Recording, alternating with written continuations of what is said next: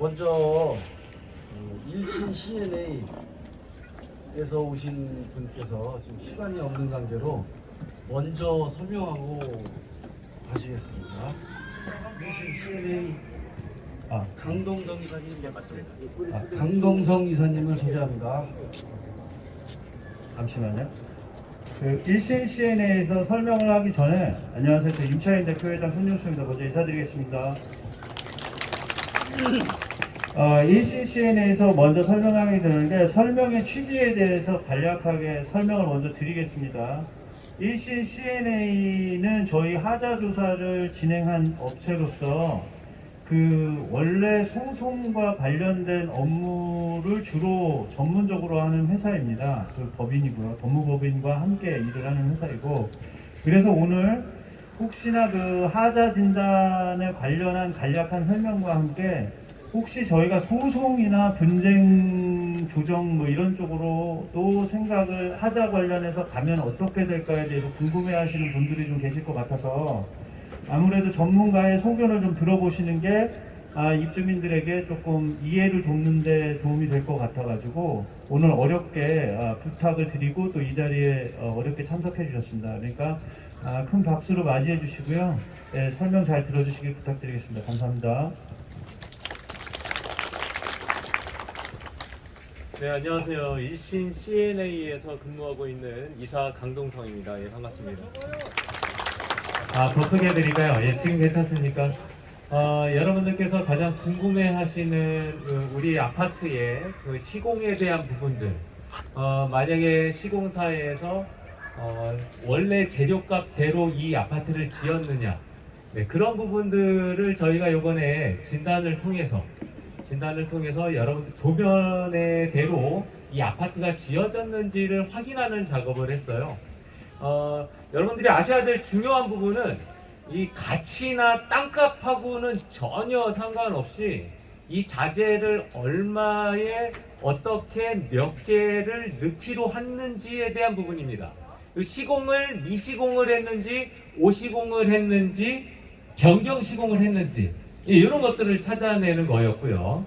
그 다음에 각 가정과 세대에 방문을 해서 실제로 그 안에 단열재가 15mm를 쓰기로 했는데 13mm를 쓰진 않았는지, 그 다음에 1m짜리를 쓰기로 했는데 50m를 쓰진 않았는지, 왜 그런 작업을 했냐면요, 얘네들이 시공사가 우리가 1억 원의 돈을, 예를 들어서 1억 원의 돈을 주면서, 자재값을 주면서 시공을 해서 이 아파트를 지어라 라고 우리는 부탁을 했으나 실제로 그 1억 원을 얘네들이 다 자재를 오롯이 써서 지었느냐라는 거에 대한 궁금증이 있는 거죠. 그래서 저희 같은 진단회사가 그것을 제대로 확인하고 여러분들에게 그 가격을 안내를 해드리는데요. 가정마다 이런 생각을 하셨을 거예요. 어떤 집은 생각하시는 그 내용이 우리 집에만 한 30분, 1시간 정도는 아주 꼼꼼하게 살펴줘야 되는 거 아니냐라고 생각하시는데, 여러분 생각하세요. 처음에 사전 점검 받으실 때요, 스위치 제대로 올라갔는지 내려갔는지 그거 할 때 20만 원에서 30만 원을 받습니다. 지금은 30만 원을 받아요. 근데 저희가 해드리는 거는 4만 원에 해드렸어요. 이게 무슨 말이냐면 가성비를 생각을 하셔야 돼요. 저희가 이 작업을 통해서 얻어낼 수 있는 결과는 뭐냐면 분양가에서 분양액을 낮추는데 이게 무슨 5천만 원, 1억 이렇게 낮추는 게 아니고요. 총 공사 비용을 대비를 했을 때 일반적인 공사를 지을 때요, 시공사들이 3% 정도의 하자가 있다라는 것은 법원이든 시공사든 인정할 수 있는 부분입니다. 그런데 그 3% 정도가 어느 정도냐면요, 법원에서 인정하는 게 한 세대당 200만 원에서 400만 원 정도예요. 이해가 되시나요? 200만 원에서 400만 원 정도 한 세대당 하자가 난다라는 것은 법원에서도 인정을 하고 시공사도 어느 정도 인정을 합니다. 그런데 만약에 이게 한 세대당 1000만 원이었다.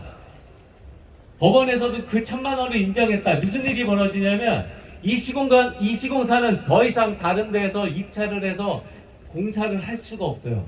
그렇게 하자를 많이 일으키는 시공사를 어느 아파트에서 지어달라고 하겠습니까? 예, 말이 안 되죠. 자, 그러나 이번에 한 작업에서는 그 정도의 금액을 저희가 하자 진단 계획서, 하자 진단 조사서와 보고서를 만들었는데, 지금은 협의잖아요. 법으로 가는 게 아니라 협의이기 때문에, 여러분들이 추천한, 그리고 시에서 추천한, 그 다음에 시공사가 추천한 감정인이 왔을 때, 그 감정인과 같이 얘기를 통해서 한 이 정도는 우리가 하자를 해서 시공사에게 분양가를 낮춥시다라고 한 게 1000에서 1500 사이였던 거예요. 그러면 1000만 원과 1500만 원을 우리가 그냥 말로만 하면 안 되잖아요. 그 근거 자료가 있어야 되잖아요. 근데 그 근거 자료, 입증 자료도 거짓말이면 안 되잖아요. 그래서 어느 정도 법으로 허용될 수 있는 범위까지 해서 분양가를 어떻게 보면 지금은 우리가 시공사와 협의 과정이기 때문에 이 금액이 어느 정도 반영이 됩니다. 반영이 됐고 저희가 하자 진단을 했던 그 보고서를 그 감정인이 와서 채택을 해서 그거를 기준으로 해서 자기네들도 보고서를 만들어서 제출을 했어요. 여기까지가 이제 저희 CNA와 여러분들이 선택하고 시가 선택하고 시공사에서 선택했던 감정인과의 했던 작업입니다. 네, 대충 전반적인 틀은 이렇고요. 이렇게 해서 시공사와 이렇게 해서 협의 과정이어서 이렇게 금액이 책정이 됐구나까지 이해하시면 돼요. 예, 요게 이해가 되시면 그 다음 질문이 나오시면 또 몇 가지 여러분 궁금해하시는 거에 대한 답변만 드리면 될 것 같습니다. 예. 혹시 뭐 궁금하신 게 있으실까요? 저희 그 소송 관련해서 네네. 저희가 만약에 지금 가지고 있는 네.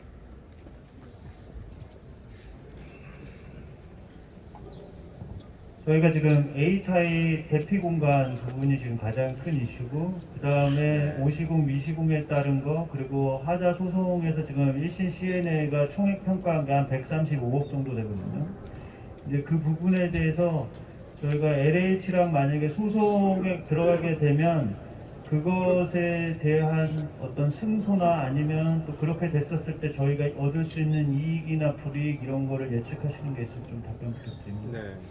지금 뭐 대피 공간도 안 그래도 이제 얘기가 많이 나와서 대피 공간을 뭐 내측으로 하느냐 외측으로 하느냐 그 부분을 이제 좀 많이 궁금해 하시더라고요.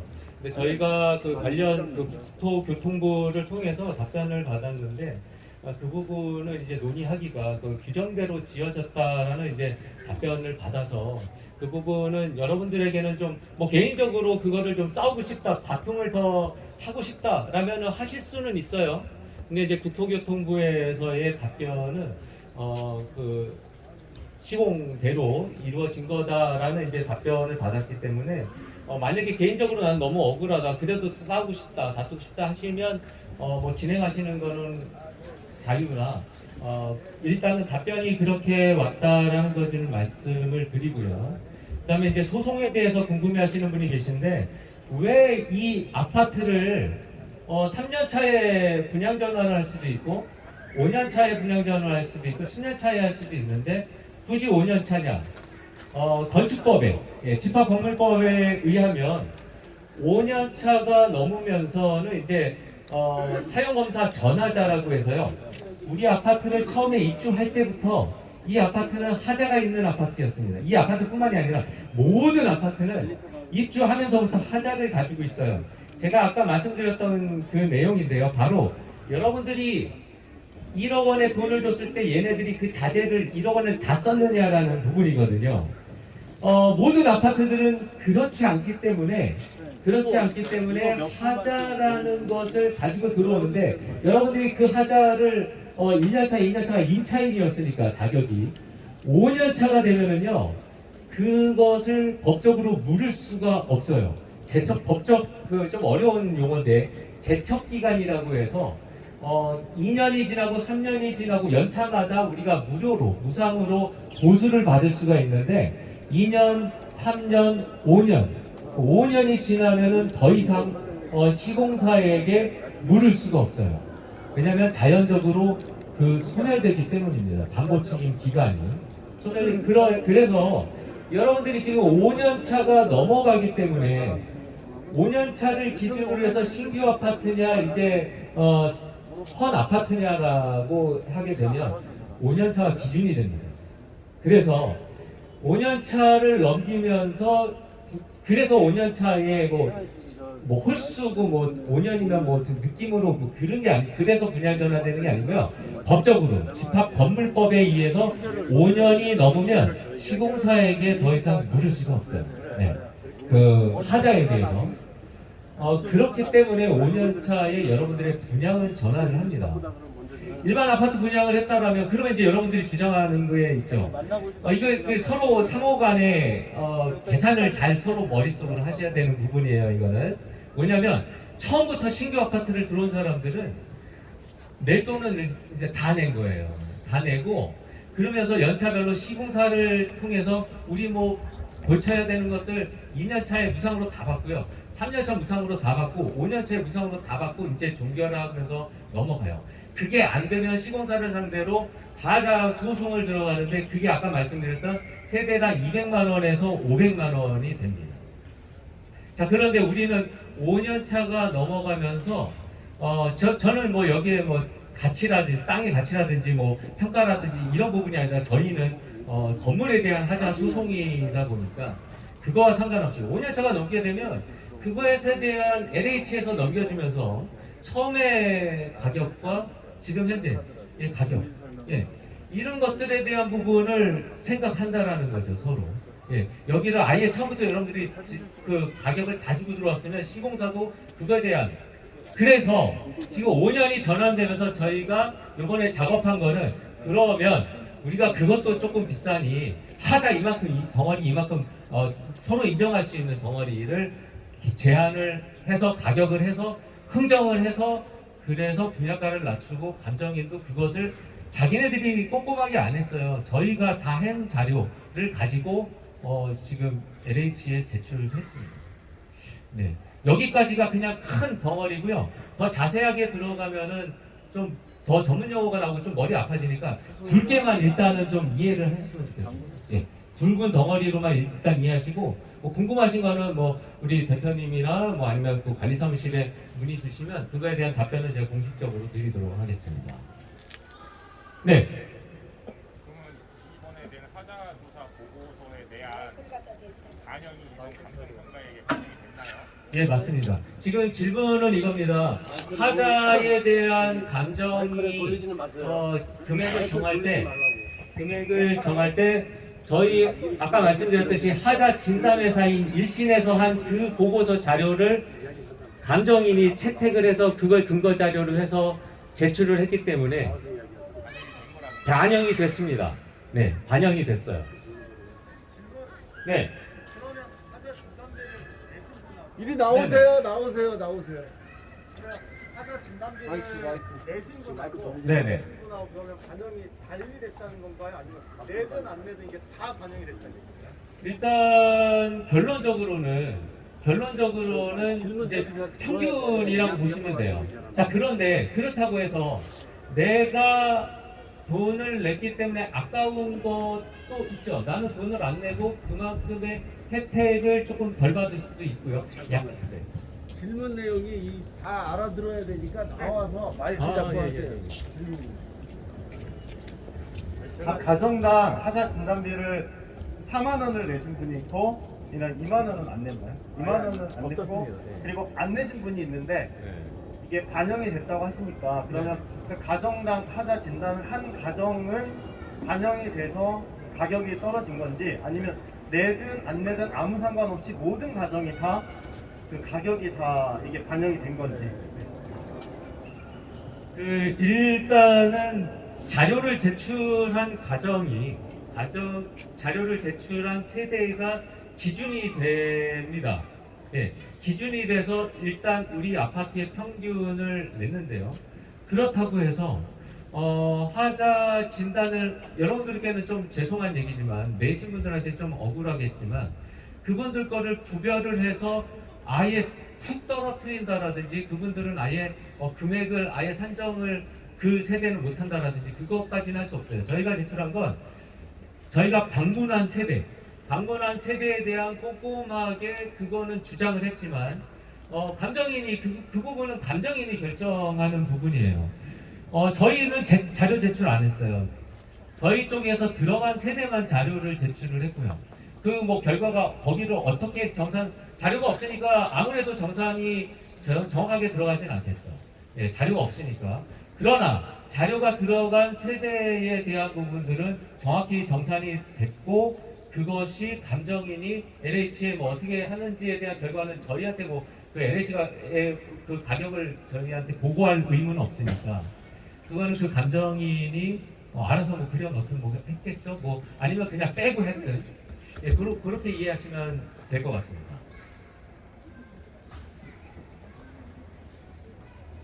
예, 또 다른 질문 있으신가요? 네, 추가 질문 없으면 일단 1신CNA 강동성 이사님의 설명을 여기까지 듣도록 하겠습니다. 일단은 고생해주신 강동성 이사님께 박수 한 번만 부탁드리겠습니다. 감사합니다. 그리고 방금 질의하신 내용에 대해서 임차인 대표 회장으로서 보충 설명을 좀 드리겠습니다. 여러분들이 지금 질의에도 4만 원을 낸 세대와 4만 원을 내지 않는 세대에 대한 어떤 그 이익과 불이익을 논하시는 분들이 좀 있으신 것 같은데 제가 알기로는 4만 원을 낸 세대가 610세대가 넘습니다. 그러니까 그렇게 되고 또 그렇게 돼서 비용을 낸 세대만 더 어떤 처우를 개선했다 혹은 비용을 내지 않은 세대를 처우를 더 나쁘게 해줬다 이렇게 대표회의에서 진행할 수도 없고 또 감정평가협회에서도 그렇게 진행할 수는 없습니다.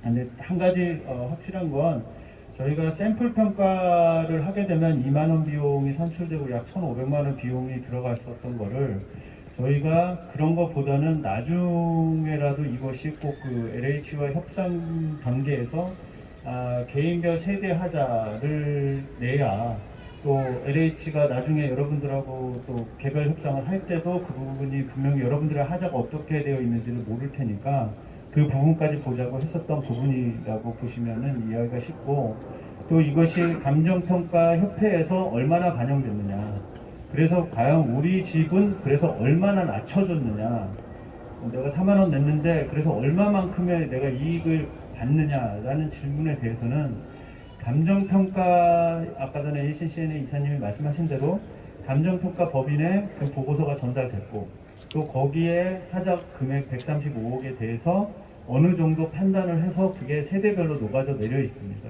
근데 그 금액이 정확하게 얼마다라고는 답변 드리기가 어렵습니다. 네, 그렇게만 이해해 주셨으면 감사하겠습니다. 이상입니다.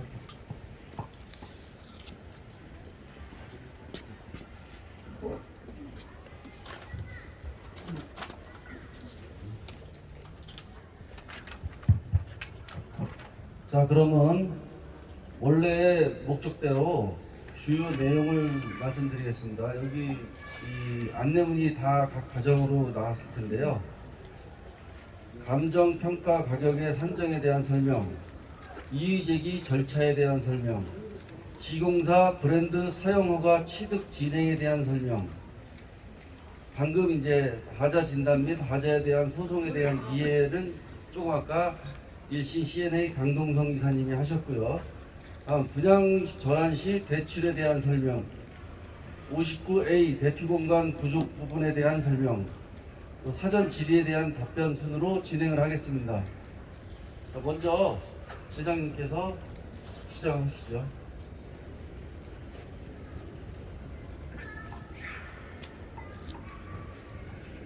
네.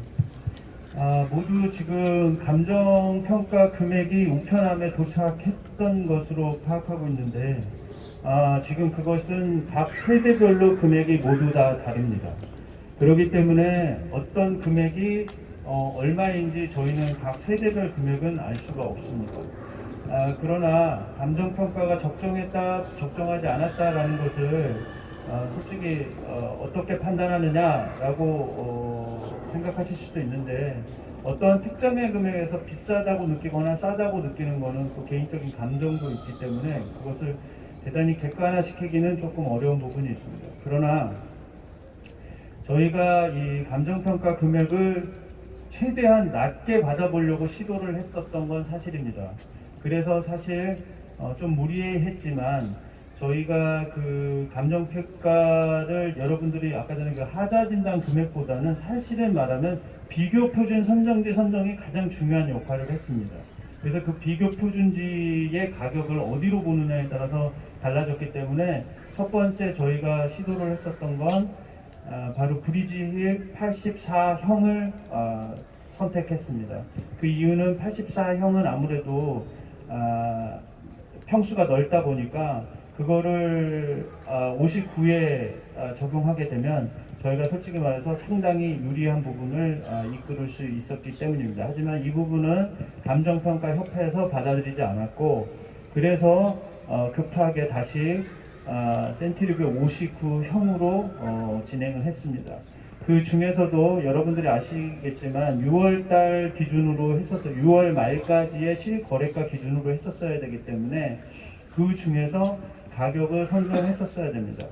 그래서 그 중에서 이제 가격 중에 나와 있는 가격이 이제 저평형 가격이 나오고 이러면 또 가격이 좀 올라갈 거를 우려해서 5월달 금액으로 선정을 했습니다. 5월달 금액을 기준을 잡되 5월달 기준으로 하게 되면 6월달하고는 괴리가 있기 때문에 그 괴리에 있는 부분만 보전을 해서 처리를 해서 지금의 현재 가격이 받아들여져서 나왔다라는 부분을 좀 이해해 주시기 바랍니다.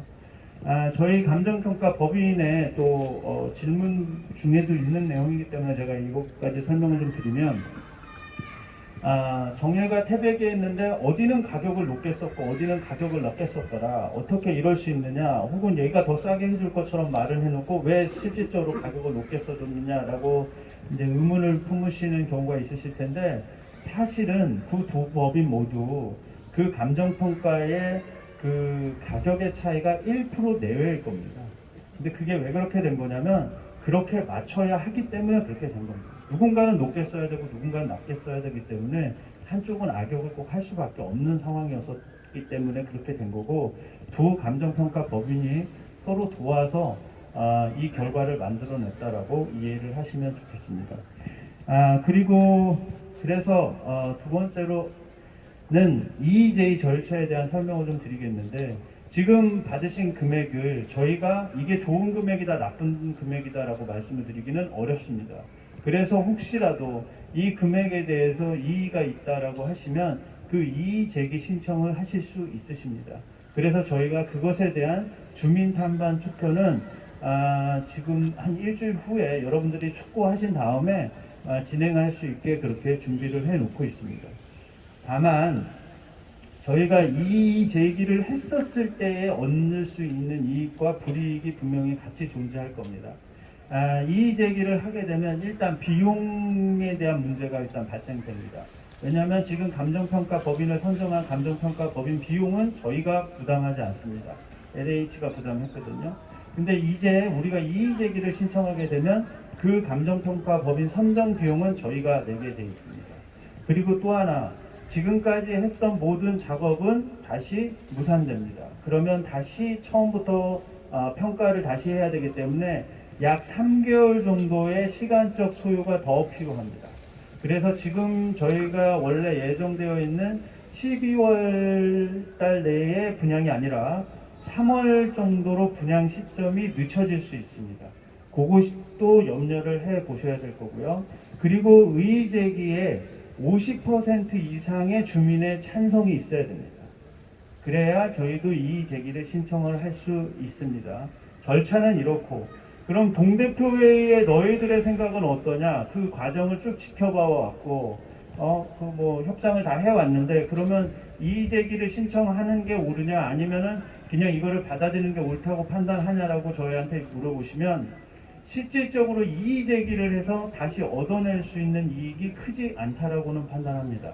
이유는 감정평가협회가 감정평가 금액을 산정했습니다.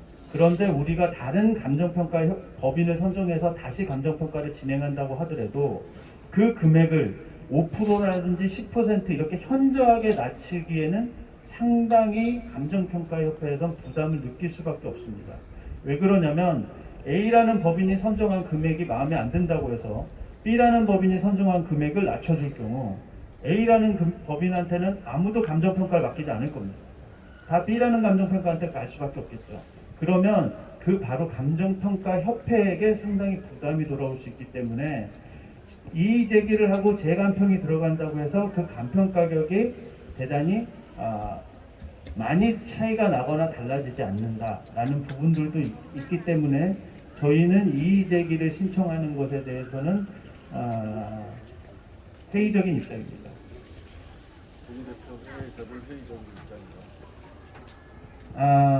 마지막으로 세 번째로 시공사 브랜드 사용허가 취득 진행에 대한 설명을 드리겠습니다. 사실 저희가 옛날에는 뭐 LH 주공아파트 혹은 뭐 천년나무 이런 브랜드를 사용하게 됐었는데 지금은 저희는 옥길 지금 LH 옥길 헤일라움을 사용하고 있습니다. 그런데 저희만 이렇게 사용을 하고 있느냐 하면 다들 아시겠지만 요즘은 각각의 아파트가 서로 자신들이 좋아하는 이름을 사용을 해서 사용하는 것들을 보셨을 겁니다.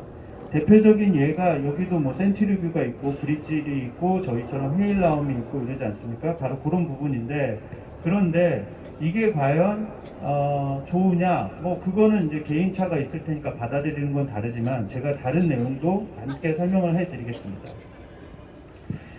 이 부분은 강남 5단지 LH 강남 힐스테이트 위원장으로 맡은 내용입니다. 이 부분께서 설명해 주신 건 주택 브랜드 개선 적용 방안 2013-11이라고 하는 LH 내부 문서를 기반으로 해서 강남 보금자리 LH 1단지는 세곡 2편한 세상, LH 2단지는 세곡 푸르지오, LH 7단지는 강남 아이파크, 그 다음에 LH 5단지는 강남 힐스테이트 이렇게 사용하고 있습니다. 여러분들이 딱 들어보셔도 아시겠지만 이 브랜드 이름은 대부분 대형 건설사의 아파트 브랜드 이름입니다. 강남은 이렇게 사용하고 있습니다. 근데 저희 주변에 그렇게 사용하는 사람들이 없습니다.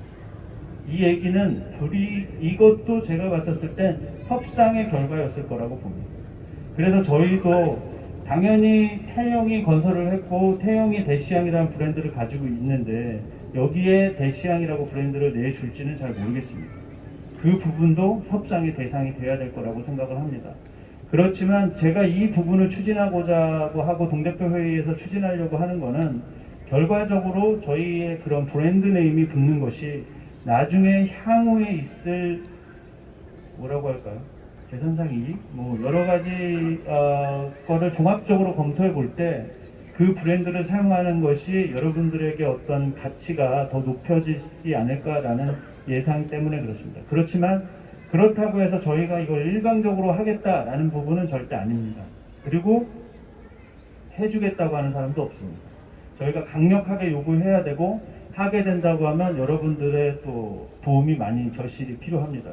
그렇지만 여러분들의 의사는 반드시 물어야 하기 때문에 저희가 이의제기 신청을 물을 때 동시에 이 브랜드의 사용에 대한 브랜드 사용 취득 허가에 대한 추진 방안에 대해서도 동시에 주민투표를 붙여서 여러분들의 의견을 묻도록 하겠습니다. 그래서 여러분들의 과반 의견이 나올 경우에 추진하는 걸로 진행토록 하겠습니다. 다음 진행사항에 대해서는 하자진단 부분이었었는데 하자진단 부분은 아까 전에 강동성 이사님이 설명해 주신 관계로 저는 분양시 대출에 대한 설명을 해드리도록 하겠습니다. 분양시 대출은 솔직히 말씀드리면 각각의 개개인들이 너무나 다 다릅니다. 솔직히 대표적으로 두 가지가 있는데 하나는 이제 기금 대출을 받으시는 부분들인데 이제 저소득층을 지원하는 지원 방안은 이미 LH가 갖고 나왔고 정부 정책 자금도 다 지원돼서 나와 있고요.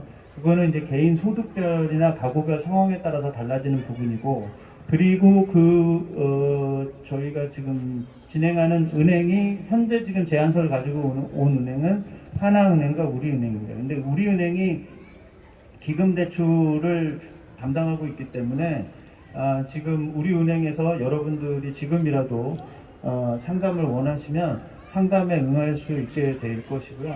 그리고 대출 관련해서 시중은행 5개, 그리고 아마 농협이나 아니면 뭐 새마을금고 같은 협동조합 금융법인에서도 나오는 걸로 해서 총 7개 법인이 이쪽에 상주해가지고 여러분들의 대출 상담과 그리고 또 분양 전환 시에 여러 가지를 도와드릴 수 있을 겁니다. 그렇지만 저희가 그 케이스별로 너무 다른 거를 일일이 설명드릴 수 없다는 점. 그러니까 저희가 이제 뭐 카페나 아니면 게시나 이런 데다 전화번호하고 이런 거 올려놓을 테니까 관심 있으신 분들은 그렇게 진행해 주셨으면 좋겠습니다.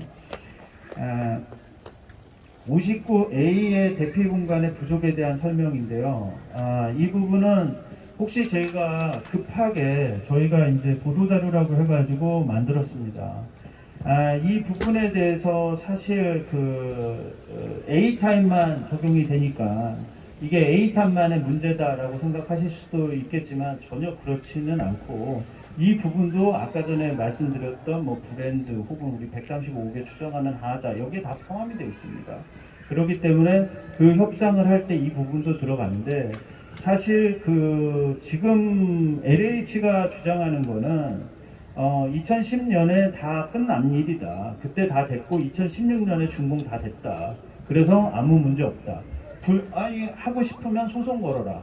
나한테 묻지 마라. 국토부 가서 얘기해라. 이게 지금 LH의 자세입니다. LH는 이 부분에 대해서 계속해서 문제가 없다라는 식으로 나오고는 있는데 사실 이 건축법이 바뀐 적이 없습니다. 2006년에 만들어진 이후 그리고 우리가 2010년대에도 법 문구는 한 글자도 고쳐진 적이 없습니다. 단지 하나 2019년에 국토부가 이 부분으로 너무 갈등이 많으니 유권 해석을 내린 게 딱 하나 있습니다. 그게 뭐냐?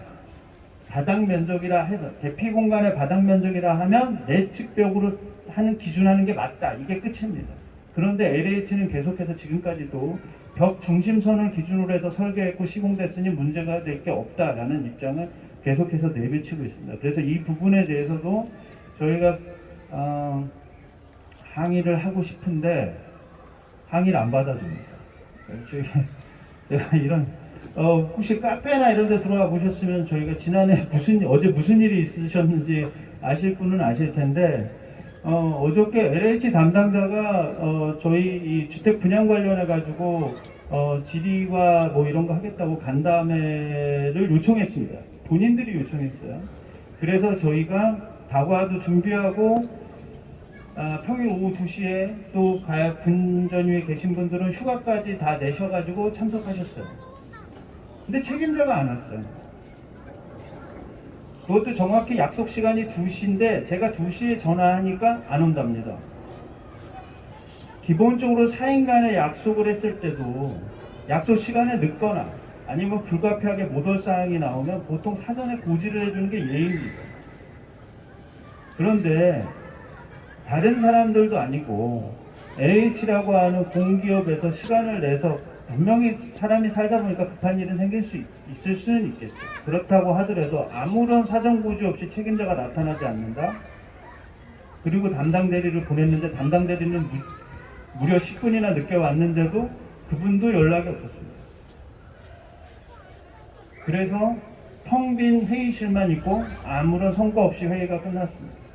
지금 이게 LH가 글쎄 저를 그렇게 대하는 자세일까? 그건 아닌 것 같습니다. 그거는 제가 봤을 때 924세대 전체 입주민을 대하는 자세의 표본을 그냥 보여준 것 뿐이라고 생각합니다. 뭐를 자꾸 도와주겠다 어쩌다 그러는데 저희는 LH한테 뭔가 구걸한 적이 없습니다. 당당히 요구해야 되는 상황에 대해서 요구하는 거고 그게 당연히 지켜져야 된다라는 상황에 대해서 저희가 요구하는 것 뿐이지 저희가 가서 안 되는 걸 되게 해달라고 읍수하거나 구걸하지 않습니다. 그런데 그 부분에 대해서 경청해야 될 담당자가 그 회의석상에 일방적으로 나오지도 않고 그리고 어떠한 협상의 자세도 보여주지 않는 것에 대해서 이거를 진짜 어떻게 해석해야 될지 모르겠어요. 제가 일반적인 기업을 다니고 기업 생활을 했던 사람으로서 보통 회사에서 이런 일은 있을 수가 없는 일이거든요. 근데 좀 어처구니 없는 일이 있는데, 그래서 여러 입주민들께서 이 사안을 좀 중대하게 좀 생각해 주시고, 그리고 저희가 지속적인 민원과 단체 행동에 좀 동참을 해 주셔야 될 필요성이 있다라고 생각합니다. 제가 이 자리에 서 있는 게 여러 입주민들을 위해서, 제가 어떤 대단히 큰 공명심을 가지고 이 자리에 서서 여러분들을 이끌어 나가는 사람이 아닙니다. 저도 제 집에 관심이 있고, 저도 제 돈 내고 제 집 삽니다. 그러니까 저도 제 재산권을 지키기 위해서 하나의 일환의 노력이라고 보시면 됩니다. 여러분들도 분명히 그러실 거라고 저는 생각하고 있습니다. 여러분들이 여러분들의 재산권을 지키는 게 단지 저한테 위임해서 네가 잘 지켜주겠지, 너가 잘해줄 거야, 그러니까 난 두 다리 편히 뻗고 있을게, 이렇게 생각하지 않으실 겁니다. 그러니 궁금한 부분에 대해서도 문의도 해보시고, 왜 이렇게 되느냐, 왜 저렇게 되느냐, 여러 가지 항의성 글도 받고 있습니다. 그래서 여러분들의 재산은 여러분 한 명 한 명이 지켜나갈 수 있도록, 그런데 그것이 결국 저희 924세대가 똘똘 뭉치면 저희도 3,000명 주민입니다. 결코 적은 입주민들이 아닙니다. 그러니까 충분하게 힘을 발휘할 수 있으니까 여러분들께서 많은 도움을 주시길 간곡하게 부탁드립니다. 감사합니다.